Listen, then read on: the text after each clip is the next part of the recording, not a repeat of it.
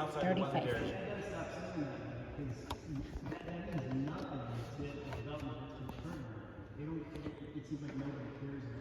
Yeah.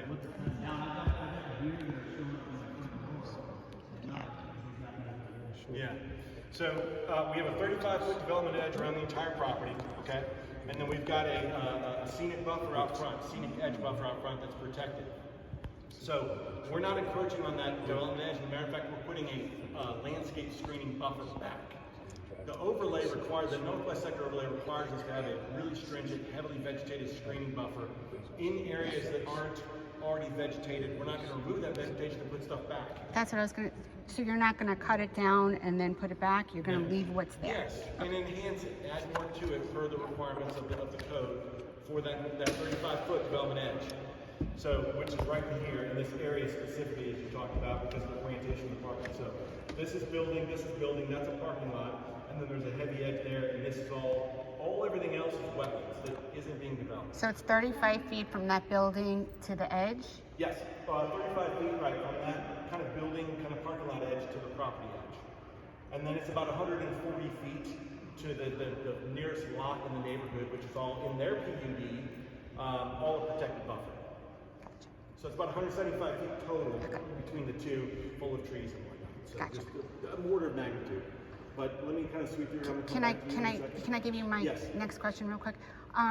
So when you were saying residential B rezoning and stuff like that, so just for clarification for everybody, also, this is in between two residential neighborhoods. And they're not neighborhoods with little tiny small lots. These are neighborhoods with people who enjoy space and privacy. So if you guys get a PUD, it doesn't automatically guarantee that you are allowed to put commercial there. So yes, so only that based on what we're saying in the uses, based on the site. you're asking for commercial, but I mean it's not a guarantee just because you have a PUD that you're allowed. For, you say commercial, but we're specifically asking for a fitness facility, okay? That's commercial. Yeah. So let me just go down Yep, the thank list. I you. know you had your hand up a while. Approximately how many acres or feet are you losing because of the wetlands that you're going to protect? It's right about 8. We're not losing 8 acres, but we're not going to utilize 8 acres, right? We're keeping the wetlands, so we're not losing any wetlands.